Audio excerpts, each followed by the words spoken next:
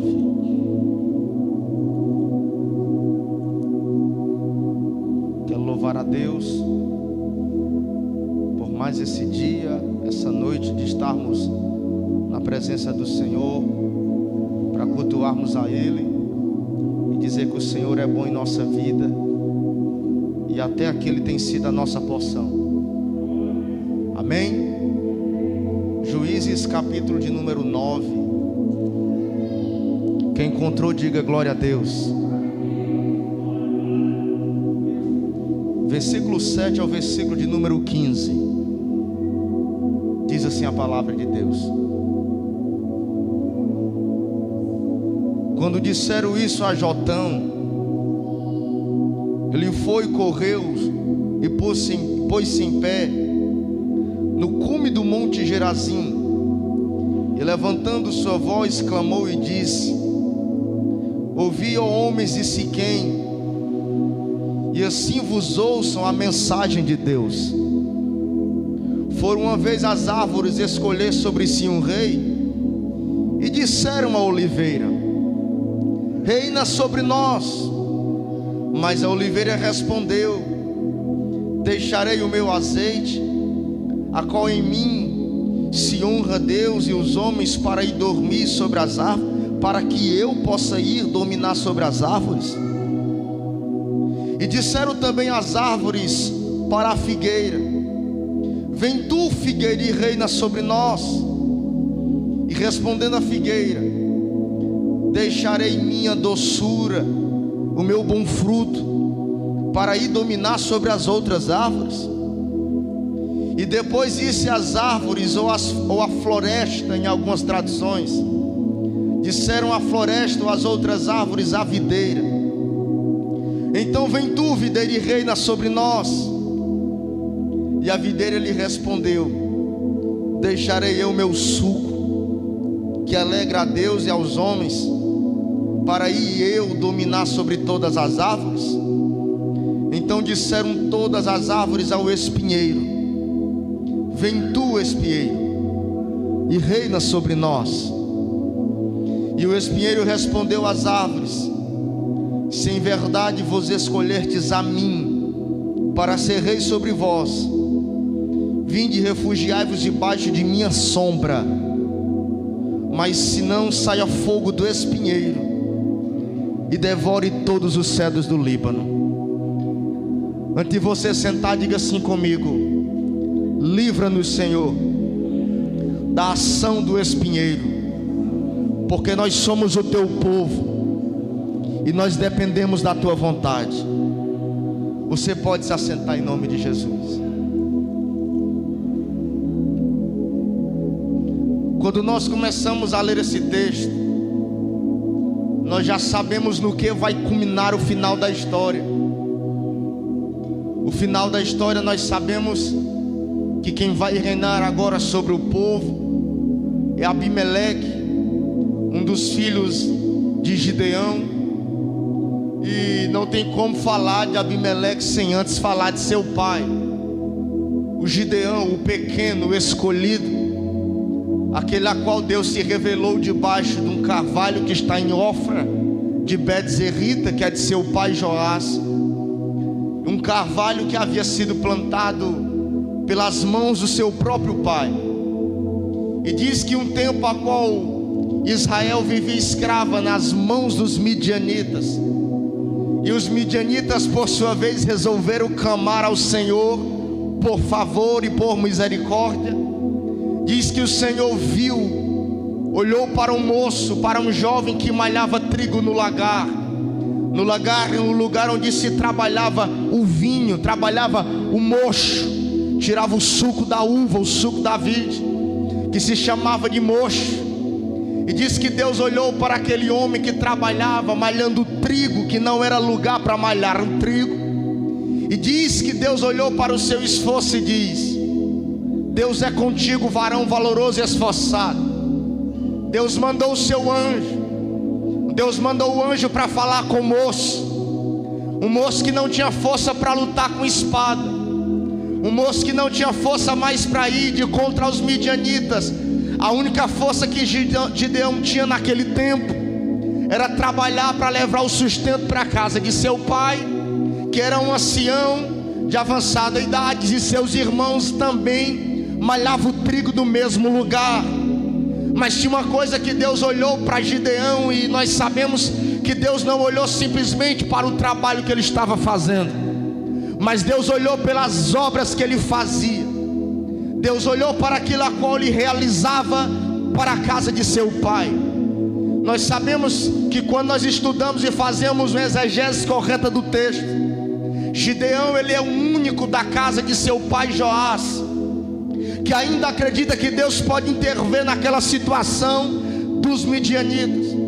A Bíblia diz no capítulo 6, capítulo 7, que os midianitas invadiam as terras dos israelitas e destruíam tudo que eles haviam construído, roubavam as sementes, e diz que quando os brotos começavam a nascer da terra, os midianitas vinham com suas carroças e cavalos e desmanchava, desbaratava todas as plantações.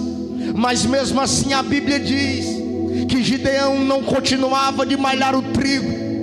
A Bíblia diz que Gideão mesmo assim não parava de trabalhar para o seu pai, para levar sustento para a sua casa, para levar sustento para a sua parentela.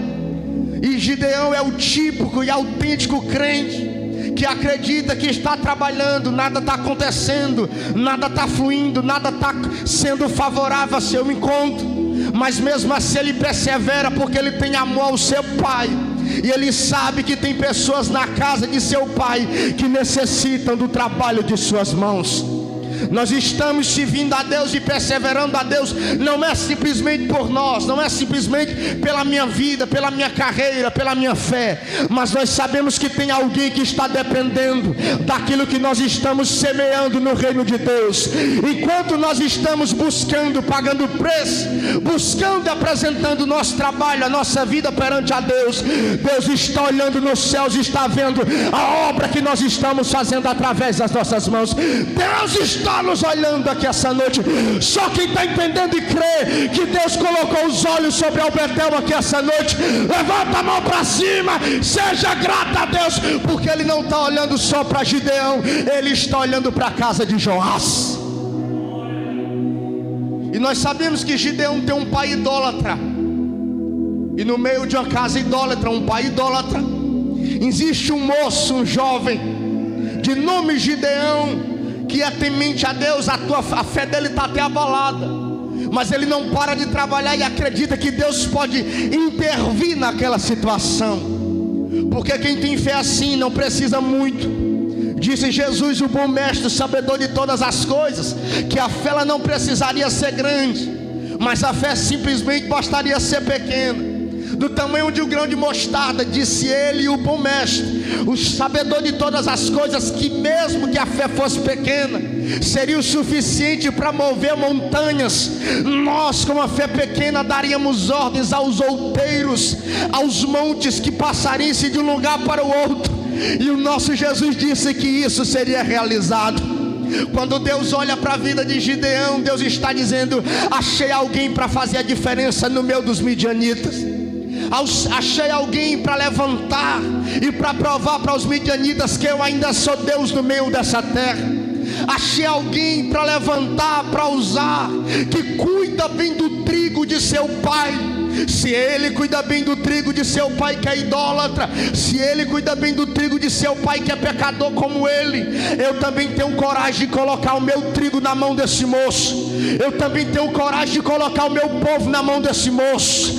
E quando Deus os escolhe para fazer algo grande no seu reino, Ele sempre vai medir na sua balança, que tem um só peso e uma só medida, aquilo que nós estamos fazendo pequeno no reino de Deus.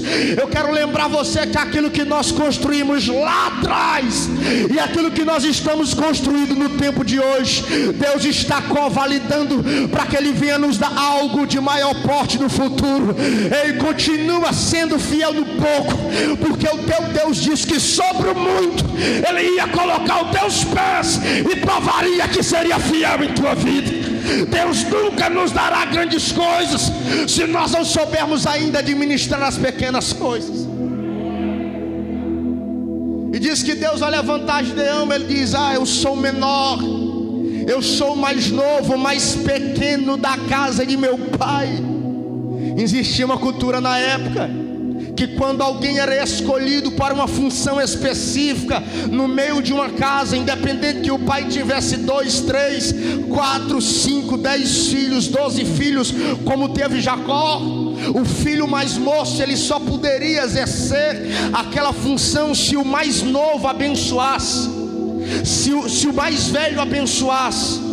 Se o mais velho dissesse que não queria ir, o mais novo agora tinha a oportunidade de assumir o compromisso daquela responsabilidade que havia chegado na casa do pai. Quando Gideão diz: ah, meu pai, meu Deus, eu sou o mais moço, eu sou o mais jovem da casa de meu pai, tu me escolheres, eu não posso. Ele está dizendo: existe uma regra para que eu possa abraçar o teu chamado. Existe uma restrição para que o Senhor possa me usar agora nessa terra. Existe um empecilho, existe um costume, existe uma tradução, Senhor, uma tradição, Senhor, que me impede de tu fazer o que tu tem para fazer em minha vida. Eu já aprendi de muito tempo, eu quero lembrar a igreja já sabe disso, que quando Deus escolhe, está escolhido, que quando Deus separa, está separado, que quando Deus levanta, está levantado. Quando Deus diz é meu, é dele, e não há quem possa nos impedir de Deus colocar a mão na nossa vida e fazer a sua obra. Não existe tradição, não existe maldição hereditária, não existe palavra que foi lançada lá atrás que possa impedir de Deus fazer da minha e na tua vida o que Ele planeja fazer no tempo de hoje. Levanta a mão para cima e receba essa palavra. Deus tem um plano em tua vida, e não existe nada que aconteceu e que possa acontecer, que possa impedir o trabalhar de Deus em tua vida. Quando Gideão toma posse da palavra, diz que ele está debaixo de um carvalho que é de Ofra de Bet-Zarrita, em um vilarejo que agora quem lidera é seu pai. E diz que o anjo aparece ali e diz: o Senhor é contigo, varão valoroso e esforçado. Gideão está com a fé pouca, mínima, abalada, desanimado, e diz que Deus dá uma injeção de ânimo, dizendo para ele: tu ainda tem coragem dentro de ti. É assim que Deus faz em nossa vida. Tem época que a gente está desanimado, cabeça para baixo, autoestima lá embaixo, a gente não tem força, muitas das vezes para fazer o que é rotineiro de nós fazermos. Mas Deus, quando olha para nós, Ele está vendo quem meu é um coração difícil, um coração trancado, alguém que está totalmente frustrado com as coisas que aconteceram. Deus já está vendo alguém que tem força para empunhar espada e continuar lutando pelas causas de Deus aqui nessa terra. Eu quero lembrar você: seja forte, seja corajoso. Eu quero dizer para você, assim como o anjo disse ao apóstolo Paulo, quando ele estava indo para a ilha de Malta, preso, amarrado com os soldados, e disse que ele ia enfrentar uma tempestade, um vento oriental chamado Euroaquilão, e ia abarcar a embarcação, e o barco ia afundar, e Paulo seria picado em uma serpente, a serpente seria picada no fogo. Antes disso acontecer, Deus manda um anjo no meio do oceano para visitar Paulo, e Paulo está acorrentado com guilhões no porão do navio. Diz que o anjo diz: Paulo, tenha coragem, Paulo, tem de bom ânimo, Paulo, assim te diz o teu Deus, ninguém dessa embarcação vai se perder no meio da trajetória, ninguém vai afundar. E diz que Paulo levanta as mãos no meio do navio e vai agora para o centurião e o meio do marinheiro, e diz agora ao capitão do navio, diz: o meu Deus disse, o Deus a qual eu sirvo, que ninguém vai se perder no meio dessa navegação, no meio desse percurso. Eu quero lembrar você que Deus vê em você algo que você ainda não enxergou. Eu quero que você tenha um bom ânimo, eu quero que você tenha coragem, assim como Deus disse para Josué no capítulo 1: esforça-te, ser valente e corajoso, não olha para a direita, não olha para a esquerda, olha para frente, simplesmente guarda as palavras que eu te digo hoje. Ele guarda, inculca essas palavras, não aparta o teu coração das palavras que eu te digo, e eu te farei herdar a terra. Ser valente e corajoso, não me esmoreça, porque eu sou contigo. O nosso Deus ainda é conosco, amém? E diz que a chamada de Gideão agora vai alcançar ele. E quando Deus chama Gideão para exercer a sua chamada, a primeira coisa que Deus faz é dizer: Gideão, tem um altar na praça vizinha à casa de teu pai. Destrói esse altar e sacrifica para mim. Diz que a primeira ordem de Deus é queimar os ídolos que estão na casa de Gideão. Diz que Gideão acorda de madrugada, diz que ele corta a estátua de Baal, faz uma fogueira com os pedaços de pau da estátua, da madeira, e diz que ele taca fogo. E quando amanhece o dia, os homens daquela cidade de Ofra de Bet-Zerrita ficam sabendo e vão tentar matar Gideão. E diz que Gideão agora está dentro da casa do pai, e o pai Joás diz: ninguém toca no meu filho, o meu filho fez o que era correto. Você sabia que a libertação em nossa casa, em nossa vida, em nosso lar, em nossa família, muitas das vezes vai acontecer quando nós fizermos aquilo que nós nunca fizemos ainda. Tem gente que não serve a Deus em nossa casa, que é idólatra, bebe, faz isso, faz aquilo, mas está esperando nós tomarmos uma atitude que vai fazer a diferença, até que eles vão entender que aquilo que eu fiz por amor à minha casa pode custar a minha vida. Só ir, a minha casa, a minha família, os meus vão entender que eu já não sou mais o mesmo. Eu estou disposto a morrer pelaquilo a qual Deus me revelou fazer. É chegado o tempo em que nós temos que tomar algumas decisões difíceis, porque a chamada de Deus tem nos alcançado. Eu quero lembrar você que nem muitos de nós, ou a maioria de nós, não seremos pastores, não seremos pregadores, levitas, não seremos muito do que as pessoas almejam hoje, tratando-se de púlpito e altar. Mas eu quero lembrar você que você tem uma chamada. Eu quero lembrar você que Deus te chamou para ser filho de Deus, e é tempo de nós sacrificarmos aquilo que custa alguma coisa para Deus. É tempo de nós sacrificarmos a Deus aquilo que ainda custa alguma coisa para nós, para que a nossa casa venha entender que nós não somos mais os mesmos, e nós estamos dispostos a morrer pelo aquilo que nós acreditamos. A mudança vai começar pela nossa casa, a mudança vai começar pela nossa família. Quando Deus levanta Gideão, agora diz que ele vai vencer os midianitas. Ele vence os reis e vai vencendo a cada um a fio da espada. E chega a um determinado ponto, no capítulo 8 de Juízes, versículo de número 4, diz que os que estavam, os 300 com Gideão, perseguiam os midianitas, e diz que todos estavam cansados, mas mesmo assim continuavam prosseguindo. Juízes capítulo 8, versículo de número 4, diz que os 300, os escolhidos, estavam cansados de lutar, mas mesmo assim continuavam lutando, perseguindo os inimigos que tantos lhe assolaram. Eu quero dizer que tem época que a gente está cansado, mas mesmo cansado, a chamada não nos deixa parar. Eu quero dizer que mesmo desanimado, cansaço, a espada não solta mais, e nós não soltamos mais a espada. Só quem está entendendo aqui, mesmo cansado, entende o que eu estou pregando. Você não pode mais parar, porque Deus já te chamou para perseguir midianita. E se você parar por causa do cansaço, o midianita vai voltar a te perseguir de novo. Ele é você cansado, com a espada na mão, porque a chamada não te deixa parar.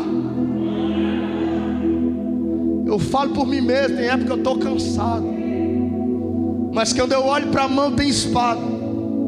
Quando eu olho para os pés já estão caliçados. Quando eu olho para os joelhos já estão sofridos de vencer batalhas. E eu me lembro que a minha vitória já está mais perto do que eu retroceda para trás e espere os midianitas se recuperarem, se voltarem com estratégias, e será mais difícil. Eu quero lembrar você que é mais fácil nós continuarmos perseverando do que nós recuarmos lá atrás e começarmos de novo. É tempo de, mesmo cansado, continuar perseverando, continuar lutando, porque a espada Deus já colocou na nossa mão e a chamada já tem nos alcançado. Quando Gideão vence os midianitas, diz agora que ele é separado como o Senhor daquela nação, e o povo quer fazer dele rei.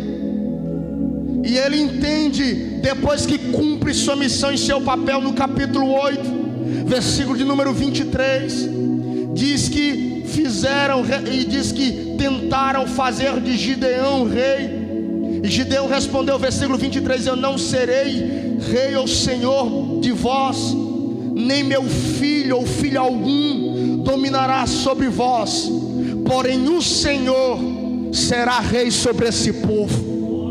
Entenda uma coisa, nós apenas somos ferramentas que Deus usa. E principalmente para nós que pregamos, somos pastores. Deus ministrou meu coração à tarde, quando Deus falou isso para mim. Todo pastor não é dono de ninguém, pastor não é dono de ovelha, pastor não é dono de crente, pastor não é dono de ninguém. Cada um de nós temos uma família. O que é nosso é a nossa família, a nossa casa. Quem domina sobre o povo de Deus ainda é Deus. Quem domina sobre a nação de Deus ainda é Deus. Quem domina sobre Israel ainda é Deus de Israel. Nós apenas tomamos conta, ou orientamos, ou tomamos conta do povo, mas quem ainda é o Senhor do povo é o Deus do povo. Ninguém é dono de ninguém. Diz que Gideão diz, não vou ser rei desse povo, é o Senhor que vai ser rei sobre eles.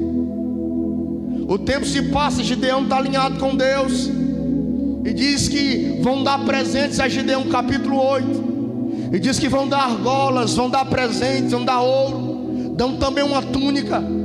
E diz que Gideão, já de avançada idade, não tendo um bom raciocínio, versículo de número 27, Juízes capítulo 8, diz que Gideão fez deles uma estola sacerdotal, um éfode sacerdotal, da qual guardaram em sua cidade de Ofra, e toda Israel se prostituía perante aquela estola sacerdotal naquele lugar.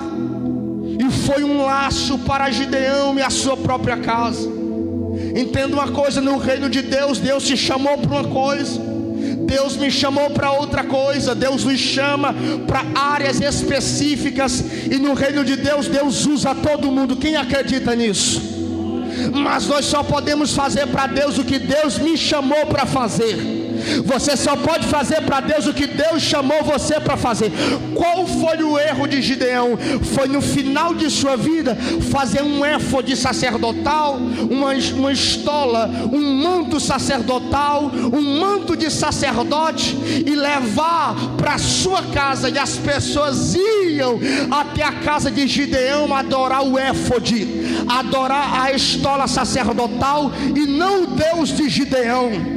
Eu quero lembrar para nós aqui essa noite que Deus me disse que mais importante que nós vencermos os midianitas, que mais importante nós vencermos as batalhas, que mais importante nós termos a espada na mão, que mais importante do que nós termos a chamada lá no carvalho de Ofra de Bet-Zarrita, da casa de Joás.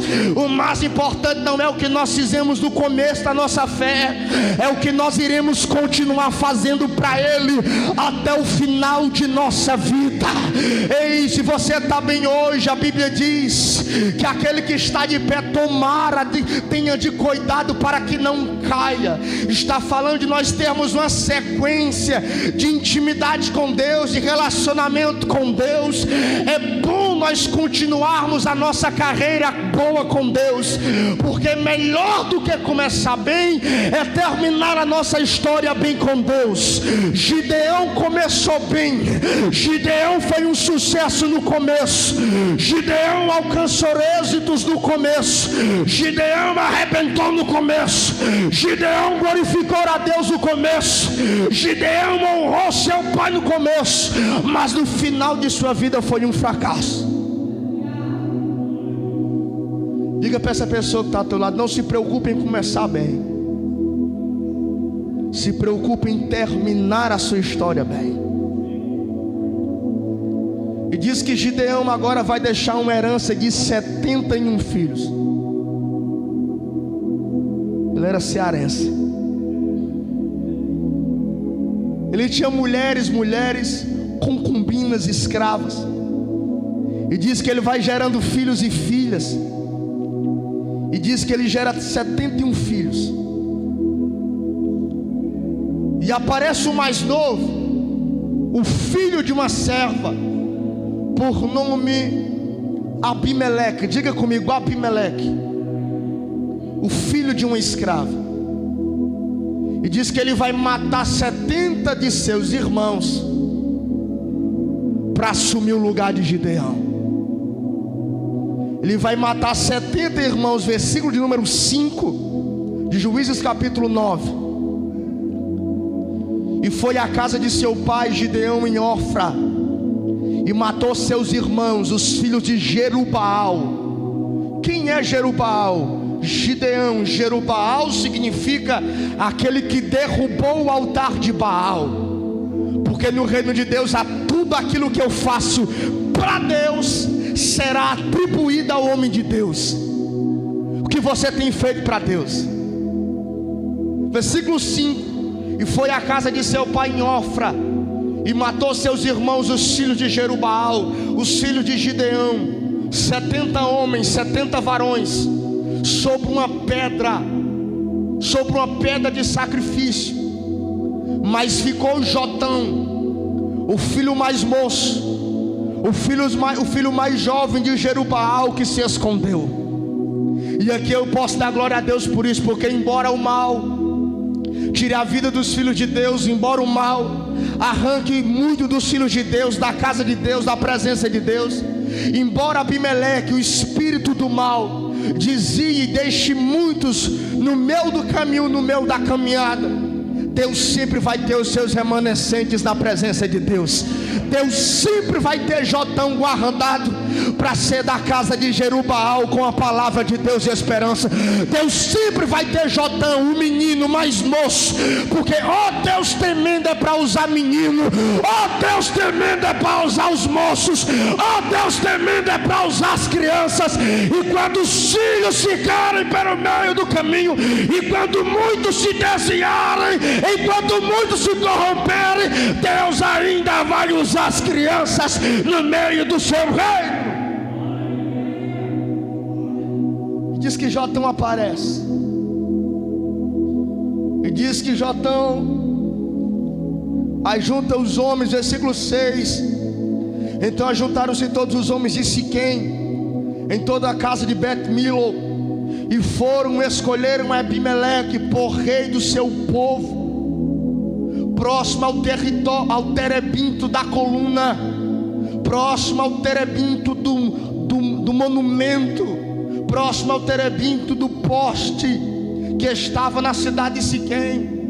Esse terebinto era uma árvore que era plantada a um poste, a um monumento, a um pináculo que foi erguido, uma pedra erguida, como símbolo de que Deus era fiel com o seu povo. Quando alguém levantava uma pedra no centro de uma cidade e colocava lá o significado em uma pedra menor, na sapata da pedra grande, as pessoas viam. Você vai ver em 1 Samuel capítulo de número 7, que quando Samuel agora é sacerdote, juiz, profeta do povo, ele agora está sacrificando perante ao povo, pedindo perdão a Deus, e diz que os midianitas viram o povo se ajuntando, adorando, e disseram: eles estão se preparando para atacar a nós. E diz que Samuel agora clama a Deus, o céu se abre, e diz que houve trovões e relâmpagos, e diz que os midianitas foram embora. 1 Samuel capítulo de número 7, e diz que quando eles foram embora com medo da providência, do agir de Deus, porque Deus é o Deus que nos livra pelo aquilo que Ele faz em cima, e muitas das vezes Ele não vai fazer embaixo. Diz que quando Samuel está intercedendo pelo povo em 1 Samuel 7, diz que os midianitas vêm atacar, todo mundo está sem arma na mão, mas diz que Samuel se prostra, faz uma oração, e diz que Deus rasga os céus e manda trovões e relâmpagos. Aí os midianitas vão embora. Aí quando os midianitas vão embora, irmão Beto, Samuel volta a fazer o culto. Agora o culto vai ser diferente. Ele pega uma pedra, coloca no centro da cidade e diz assim: Ebenezer, Ebenezer, até aqui nos ajudou o Senhor. O Senhor até aqui foi fiel para com o seu povo. Ebenezer significa que a adoração a Deus não pode parar, e não tem midianita do inferno, não tem potestade maligna que vai parar o culto, que nós prestamos ao Deus de Israel. Ebenezer e Ebenezer, até aqui nos ajudou o Senhor. Essa coluna ou esse poste que está de lado do terebinto, versículo de número 6, é um lugar de adoração. Versículo 6 de Juízes capítulo 9. O poste que está ao lado do terebinto, na cidade de Siquém, diz que eles pegam Abimeleque, o filho de Gideão, que havia matado 70, escapou Jotão, porque se esqueceu. Diga comigo para você lembrar: escapou Jotão. E quem matou, diga quem matou, caiu sobre a oliveira. E a oliveira disse: eu não quero ser rei, eu não quero ser rei sobre o povo. A oportunidade de ser rei do povo também caiu sobre a figueira. Versículo 10. E a figueira disse: eu não quero ser rei do povo. A oportunidade também caiu sobre a videira. Versículo número 12. Sabe o que a videira diz? Eu não quero ser rei do povo. Não tendo mais ninguém para escolher, o próprio povo. Isso é Jotão contando uma metáfora, porque agora o povo está sofrendo. E diz a palavra de Deus que quando o justo governa, o povo se alegra, mas quando o ímpio governa, o povo de Deus padece. E Jotão está dizendo: nós estamos sofrendo por causa de vocês. Foram vocês que colocaram Abimeleque no trono. Vocês sabiam, irmão, que muitas das vezes o mal só reina porque nós que somos justos não se levantamos para assumir o que é bom. Nós não gostamos de política, mas nesse ano, nós que somos del Betel, eu comecei a ver as coisas diferentes. Não estou dizendo que eu vou me meter com política, que eu não gosto. Mas sabe por que existe muita roubalheira no meio da política? Porque nós que somos os santos, a oliveira, a figueira, a videira, não queremos agarrar as oportunidades. Sabe por que muitas vezes o mal está instalado na nossa casa? Porque nós deixamos o espinheiro reinar no lugar da oliveira, no lugar da figueira e no lugar da videira. E quando não tem mais ninguém para reinar sobre o povo, diz o versículo de número 14: então todos os povos, leia o versículo 14: então todas as pessoas, todos os povos, todas as árvores, ou toda a floresta, em outra tradução, disseram ao espinheiro: vem tu e reina sobre nós. Você sabia que muitas das vezes o mal está governando, o mal está reinando, o mal está lá na nossa vizinhança, o mal está na rua, porque nós demos a oportunidade para o mal assumir a nossa responsabilidade, que era de fazer o bem.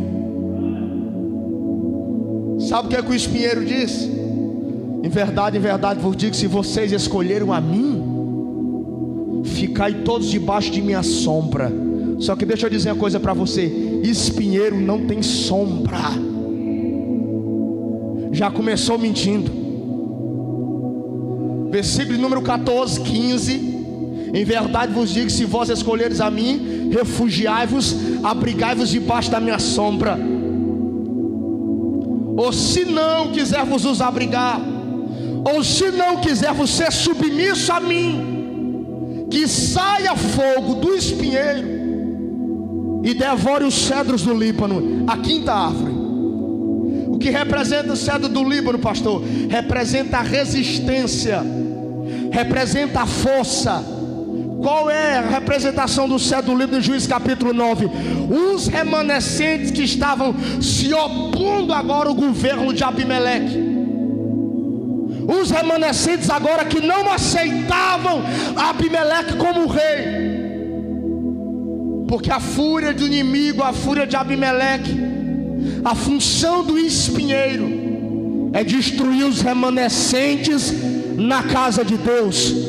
Só que eu queria lembrar você que você é escolhido de Deus, você é remanescente de Deus, e pode o mal reinar no mundo, pode até algumas vezes o mal reinar na igreja, aparentemente, com algumas pessoas, mas eu quero dizer que você é cedro do Líbano, você é oliveira de Deus, você é figueira de Deus, você é videira de Deus, e você vai permanecer como resistência, e o fogo do espinheiro não vai consumir o cedro do Líbano.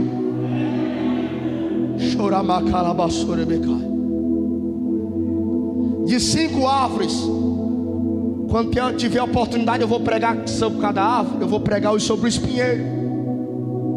O tema dessa mensagem é o espinheiro, a ação do espinheiro em nossas vidas. Diga-se comigo, a ação do espinheiro em nossas vidas. A primeira lição do espinheiro, irmão,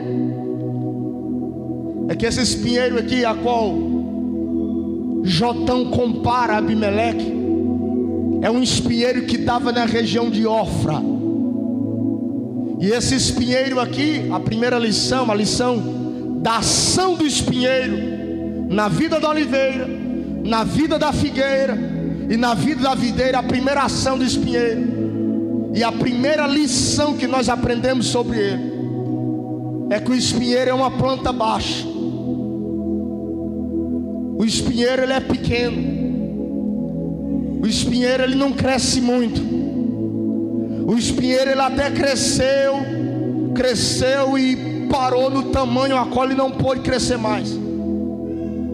A botânica já descobriu que o espinheiro ele só cresce até 90 centímetros ou até 1 metro. A primeira lição que nós aprendemos sobre o espinheiro é que o espinheiro ele é pequeno, o espinheiro ele é mínimo, o espinheiro ele é baixo, o espinheiro ele não tem crescimento, o espinheiro ele é minúsculo, ele chega de 90 centímetros a 1 metro e não cresce mais. A primeira ação do espinheiro em nossa vida é que o espinheiro é um espírito que impede a visão de crescimento do povo de Deus. A primeira influência do espinheiro em nossa vida é porque o espinheiro ele vai impedir a visão da videira crescer, da oliveira crescer, da figueira crescer. A ação do espinheiro é uma ação que limita o crescimento do povo de Deus. Ela comprime o crescimento da obra de Deus. A pessoa que sofre com a influência de Abimeleque, a pessoa que sofre com a influência do espinheiro, é aquela pessoa que quando vê o irmão dando lugar a Deus, quando vê o irmão crescendo, quando vê o irmão sendo usado, ele se entristece de ver Deus usando o irmão. Ele está sofrendo com a ação do espinheiro. O espinheiro, escute isso, ele nem cresce e não tem prazer, irmão Mena, de ver o outro crescendo. O espinheiro ele só dá de 90 centímetros a 1 metro, ele não cresce. A ação do espinheiro em nossa vida é essa: é não permitir com que a igreja de Deus, com que você cresça, com que tua família cresça, com que tua família seja abençoada. Só que eu quero lembrar você aqui essa noite que o nosso Deus ele é um Deus, como diz o cearense, ele é um Deus invocado. A Bíblia diz em Êxodo capítulo 1 que o povo de Israel passou 430 anos no meio do deserto, sofrendo açoite, chibatadas, construindo tijolos, e diz que até a palha da resistência para tornar o tijolo mais forte foi cortado. Só que diz a Bíblia que o povo de Deus crescia, e quanto mais o sofrimento, Faraó aumentava o castigo, mas o povo de Deus crescia, porque o nosso Deus é um Deus que dá crescimento ao seu povo. E o espinheiro não vai impedir que o povo de Deus cresça. O espinheiro não vai impedir que você seja abençoado. O espinheiro não vai impedir que Deus trabalhe em tua vida. Essa noite Deus está derrubando a ação do espinheiro. Se você toma posse dessa palavra, abra a tua boca e glorifica. Deus está derrubando a ação do espinheiro. A primeira ação do espinheiro é essa: é que o espinheiro não cresce, não quer que os outros cresçam. A segunda ação ou lição sobre o espinheiro. O espinheiro é uma planta seca, irmão, murcha, que não tem planta, que não tem vida para cima. Você vê um espinheiro no deserto lá da Judeia, ela não tem vida para cima, ela é seca, ela é pequena, e ela não tem vida na parte de cima. Segunda lição que nós aprendemos é que o espinheiro é uma planta seca, ela não tem vida. Não tem vida na parte de cima, não tem folha, não tem nada, só tem espinho. E o espinheiro é um tipo de planta que está plantado, diz até que está vivo, mas na verdade já está morto. É aquela pessoa que diz que está tudo bem, mas na verdade não está tudo bem como ela está dizendo que está. Pergunta a essa pessoa que está ao teu lado: como é que está a tua vida por cima? Há quem diga que aquilo que reflete por fora é aquilo que nós somos pelo lado de dentro, aquilo que nós somos na parte interna. O espinheiro é aquela pessoa que diz que está tudo bem, que sofre pela ação do espinheiro. Ele é seco, ele não tem vida, ele é murcho, ele não tem vida na parte de cima, ele não tem folha, ele não brilha, ele não tem alegria por fora. E você pergunta para ele e diz: está tudo bem, mas na verdade não está tudo bem. A segunda ação do espinheiro é lutar e tentar fazer nos acreditar que a nossa vida está bem. A segunda influência do espinheiro é tentar colocar na cabeça do crente que está tudo bem, quando na verdade não está nada bem. E nós olharmos para a nossa vida e dizer: dá para ir levando. É olhar para o casamento não está bem, mas diz: dá para ir levando, ninguém está vendo. É olhar para a nossa fé e dizer: ninguém está percebendo, eu vou continuar assim mesmo. É olhar para a nossa comunhão com Deus: ninguém está percebendo, eu vou continuar assim mesmo. A ação do espinheiro é essa: ela fazer-nos os entender e dizer que dá para viver do jeito que está. Mas nós estamos aqui recebendo essa palavra essa noite. Eu quero dizer que Deus pode dar vida a você de novo. Se você está morto, se você secou, se a tua raiz murchou, se a tua raiz pereceu na terra, Deus pode dar a tua vida de novo. Deus pode restituir a tua vida novamente. A segunda ação do espinheiro é essa: é tentar nos fazer entender, ou encobrir o nosso entendimento, dizendo que dá para viver desse jeito. Jesus, em João capítulo 15, ele diz: eu sou a videira verdadeira, meu pai é o lavrador. E toda aquela vara, todo ramo que em mim não der fruto será tirado, e todo aquele que der fruto será podado para que dê mais fruto. Vós já estáis limpos pela palavra que vos tenho falado. Está em mim, eu em vós, assim como o ramo de si mesmo não pode dar fruto, e se não tiverdes em mim na videira, assim também vós estivermos na minha pessoa. Eu sou a videira verdadeira, vós sois os ramos. E quem está em mim e eu nele, esse dá muito fruto, porque sem mim nada podeis fazer. Se alguém não estiver em mim, será lançado fora como o ramo, e secará e será lançado no fogo e queimará. E se vós estiverdes em mim, as minhas palavras estiveres em vós, perdires tudo o que quiseres, e isso vos será feito. O que nós precisamos como um espinheiro, sofrendo com a ação do espinheiro em nossa vida? Nós precisamos que Deus nos restitua a vida de novo. Nós precisamos que Deus devolva a vida de novo. Nós precisamos que Deus nos dê a vida de novo, para que nós venhamos ter vida por cima, vida por dentro, vida por baixo, vida intimamente, vida por fora, vida de testemunho. Ei, meu irmão, nós precisamos ter vida no altar, na parte de dentro, e nós precisamos ter vida de testemunho pelo lado de fora. A terceira lição do espinheiro é que esse espinheiro agora que está reinando sobre o povo, Luciano, é um espinheiro que sufoca as outras plantas. Esse espinheiro que está Abimeleque dominando sobre o povo é um espinheiro que sufoca as plantas que estão nascendo embaixo dele. Diga só um pouquinho para esse irmão que está do teu lado, diga assim para ele: pode nascer. Diga: pode nascer, pode crescer do meu lado. O espinheiro, irmão, ele sufoca, ele não deixa ninguém crescer perto dele. O espinheiro, quando ele via um pequeno broto brotando da terra, e a luz do sol batia para dar vida pela manhã, o espinheiro ia e sufocava. E aquele crente que não pode ver ninguém crescendo, eu já sofri com isso. Já me perseguiram muito. Aqui não tem não, aqui não tem não, aqui não tem, porque não me aguenta. Aqui se tiver eu vou botar para fora. Eu já sofri com isso e é ruim.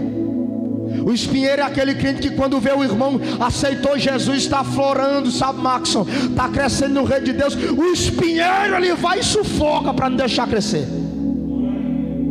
Só que eu quero lembrar você que no reino de Deus, o Deus que nos plantou ao lado do espinheiro, se foi Deus que nos plantou, meu irmão, não tem espinheiro que dê jeito, vai crescer do mesmo jeito, vai ter crescimento do mesmo jeito. Não tem Abimeleque, não tem pedra de sacrifício, não tem espinheiro que impeça o crescimento na vida daquele que Deus plantou no meio da terra.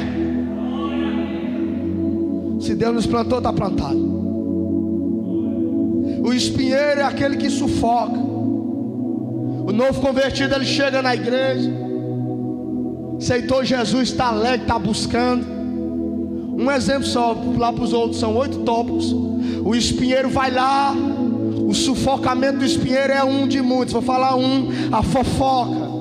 Aí o espinheiro vai lá e diz: ei, tu sabe que está acontecendo isso.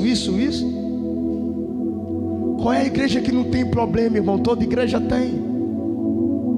Só que o crente espinheiro, que sofre com a ação do espinheiro, quando o novo convertido nasce, aceita Jesus, ele vai logo matando. E quando você vê alguém matando o irmão, sufocando o irmão, você diga: e o pastor disse que tu é espinheiro. Pode dizer que foi eu que disse. Porque nós não somos a geração do espinheiro, nós somos a geração de cedros que resiste à ação, o fogo que sai do espinheiro. Foi levantado um dado nas Assembleias de Deus, acho que foi de 2015 para cá ou 2013, que o que mais tem tirado as pessoas da igreja, irmão, é fofoca. Levante a mão para cima. Que toda ação do espinheiro, de fofoca, de sufocamento saia de tua vida essa noite, e você seja uma pessoa que gere a vida e não a morte. Receba a vida de Deus essa noite, receba a semente de Deus essa noite. E aquilo que te fazia sufocar o próximo, o broto que estava nascendo, você não vai mais sufocar. A quarta lição sobre o espinheiro é que o espinheiro é tão terrível, que o espinheiro, depois que cresce os seus 90 centímetros para cima, ou 1 metro, não passa disso, sabe para onde é que ele começa a crescer? Para os lados. Não é os irmãos gordinhos não, viu? Não estou dizendo nada com os irmãos gordinhos. Eu estou até mal na fita, a Josi já me reclamou um bocado. O espinheiro ele começa a crescer para os lados. Sabe o que isso representa, irmão? A ação do espinheiro no meio do povo de Deus é uma ação que não tem limite. Quando o diabo não tem conseguido te derrubar em uma área, o espinheiro ele só cresce 90 de 1 metro para 90 centímetros a 1 metro. Quando o espinheiro não conseguir nos alcançar em uma área, ele vai tentar em outras áreas de alguma forma entrar em nossa vida. O crente que sofre com a ação do espinheiro, irmão, é aquele crente espaçoso, é aquele crente folgado. Perdão, é aquele crente fofoqueiro. Perdão, é aquele crente metido. O espinheiro, irmão, ele cresce para os lados, tanto para os lados, que se tiver uma planta que não tem nada a ver com a raiz do espinheiro, que não for da família do espinheiro, se tiver aquilo a metros de distância, ele vai crescendo e esticando-se seus ramos, e ele sufoca, ele rouba o espaço das outras plantas. E a quarta ação do espinheiro é essa. O espinheiro está na igreja, ele não cresceu mais, ele buscava, não busca mais, velho. Ele orava no começo, era uma bênção, subia monte, se consagrava, fazia jejum, pagava o preço, estava na igreja, era fiel às coisas de Deus, amante às coisas de Deus, conversava as coisas de Deus. O rádio da casa dele era no programa que pregasse a palavra de Deus, tudo dele era Deus. Aí parou de crescer, agora ele está crescendo para os lados. Estamos em idade espiritual. E aquele crente que está na igreja, irmão, e ele só quer receber.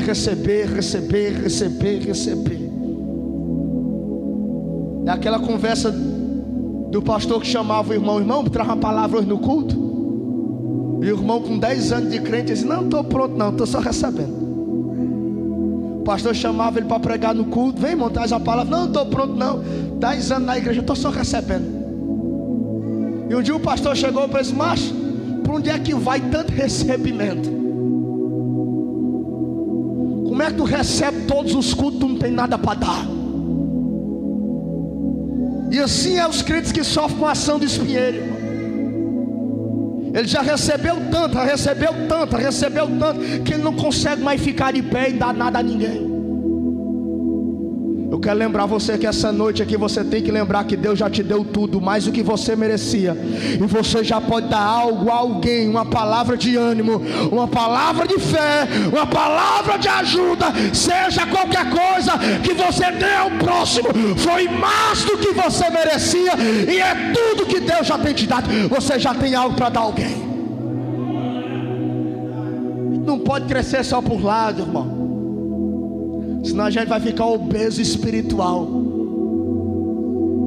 É aquele crente que sabe de tudo, de mistério, que sabe tudo de manto, que sabe tudo de calvinismo, de arminianismo, metodismo, sabe, luterano, sabe de tudo. Ele entende língua, ele entende grego koiné, grego clássico. O irmão fala em língua e diz: não é de Deus, não tem quem interprete. Ele é cru, a palavra é essa. Ele sabe de tudo, menos abençoar com o que Deus já tem dado a ele. Diga a essa pessoa que está ao teu lado: não seja o espinheiro espiritual nessa igreja. De graça recebestes, de graça vos darão. Tem gente que só quer receber. É espinheiro. O espinheiro, ele não crescia mais para cima, ele ia crescendo por lado, roubando o lugar das outras árvores. O espinheiro é aquele crente que não tem limite em se meter na vida dos outros. Ele é tão espiritual que ele se vê no direito, Levi, de se meter na vida dos outros. Entenda uma coisa: no reino de Deus, nós que somos filhos de Deus, nós temos o direito de nos metermos na vida do irmão da igreja para ajudar.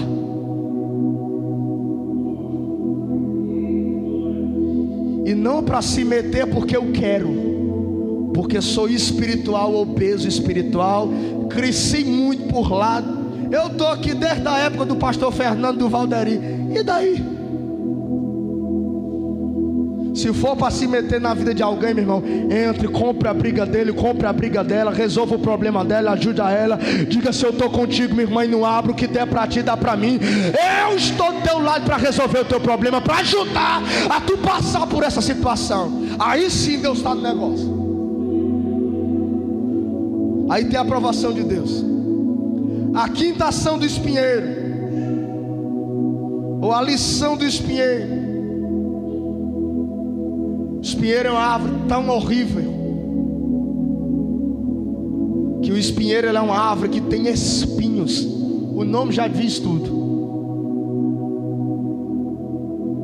Espinheiro, a única coisa que ela produz, irmão, né, é espinhos. O espinheiro, ele fere, ele machuca, ele fere até os passos que pousam nele, sem saber que é árvore de repouso. Você sabia, irmão, que a gente não pode ser tão bom como a gente pensa que é, ou como o mundo pensa que nós somos. Mas escute isso aqui, mais cedo ou mais tarde as pessoas querão vir sobre nós, querão a nossa ajuda, porque nos vê como uma bênção. Às vezes a gente não está vivendo nenhuma fé boa, uma fase boa, e chega uma pessoa querendo a nossa ajuda, porque nos vê como uma bênção. O espinheiro, ele feria até os pássaros que estavam cansados de voar e pousavam nele. O espinheiro feria.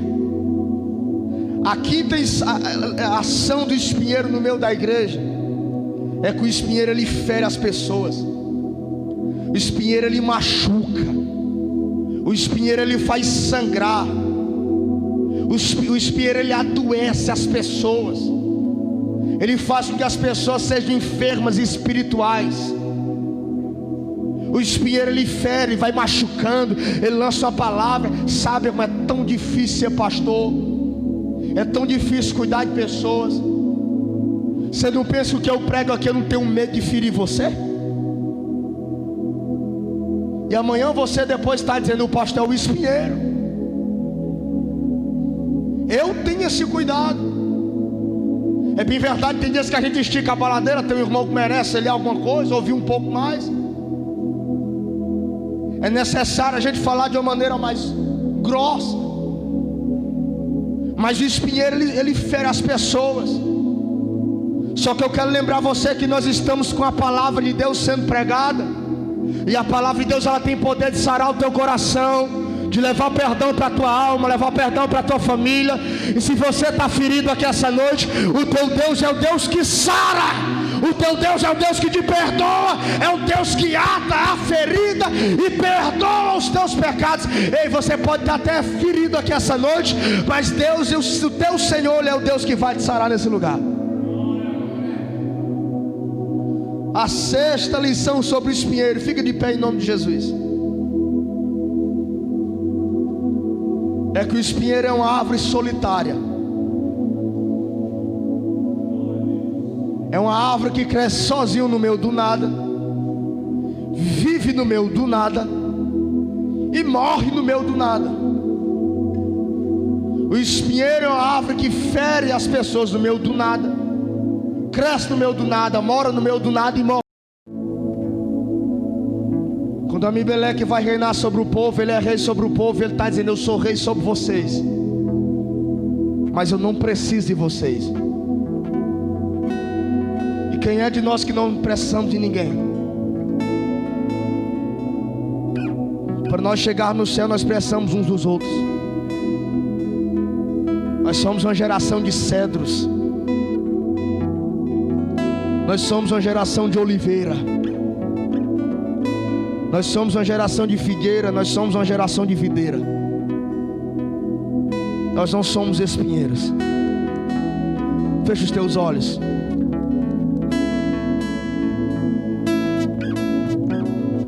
Fecha os teus olhos, louve, irmão Beto. Espírito Santo, nós somos uma geração de cedros. Espírito da verdade. Oi.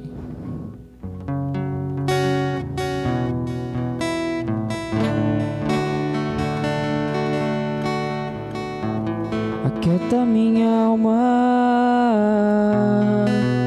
faz meu coração ouvir tua voz.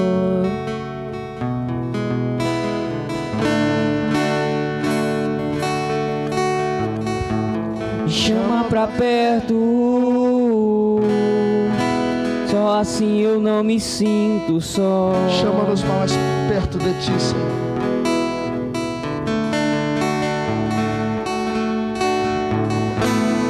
Toca minha alma,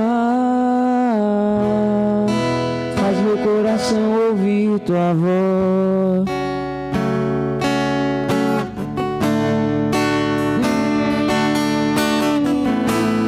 chama pra perto. Só assim eu não me sinto só. Ah, Senhor, tira todo espinheiro da nossa vida. Porque na verdade eu descobri que tudo que eu preciso está em Ti. Mas meu coração é teimoso demais pra admitir. Sei que depender é como viver perigosamente, mas eu preciso acreditar e confiar no que você me diz. Vai ser difícil, eu sei, largar tudo por você, mas eu sei que quando eu pensar em desistir, você estará ao meu lado, me segurando, me assegurando. Ah, Senhor, nos dá de que crescimento, tudo vai ficar bem, maturidade. tudo vai ficar bem. Que os espinhos de Abimeleque não venham nos ferir. Labaste, labaca, labassura, labaca, labaca. Pepe, calaca, taca, labassou, peque, labaste. Meu Deus, que o Senhor possa, Senhor, nos livrar, Senhor, do sufocamento do espinheiro, da ação do espinheiro. Que o espinheiro não venha roubar nosso espaço, que o espinheiro não venha nos ferir, que o espinheiro não venha nos atingir. Que nós viemos, Senhor, ser a geração de Jotão, a geração de cedros. Não nos deixa, Senhor, morrer, não nos deixa, Senhor, abrir mão do que o Senhor tem para nós. Não deixa no Senhor permitir com que o espinheiro governe. Não nos deixe permitir com que a Abimeleque governe o nosso lugar. Nós somos o teu povo, nós somos a tua nação, Senhor. Então reina sobre nós. É o que nós te pedimos, Deus, e é o que nós te agradecemos em nome de Jesus. E você aplaude ao Senhor essa noite, glorifica e exalta o nome dele.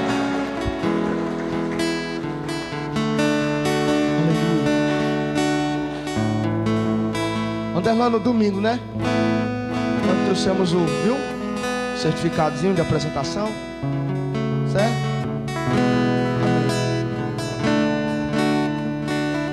Deixou nessa cantina ali, tá bom? Nosso lanche. Tem camisa não? Tem camisa, mas não? A mulher respondeu? Vai amanhã? Irmãos, quem ainda quer camisa, avisa o Maxon, ele recebe o dinheiro hoje, amanhã faz o pedido. Hoje é o último dia se você quiser pedir a camisa, tá certo? Faça assim para receber a bênção. Que a graça do Senhor Jesus, o amor de Deus, nosso Pai, a comunhão, as consolações, o poder do Espírito Santo de Deus, seja com todo o povo do Senhor. Se você crê como eu creio, diga assim comigo, ó. Amém! Sauda teu irmão com a paz do Senhor.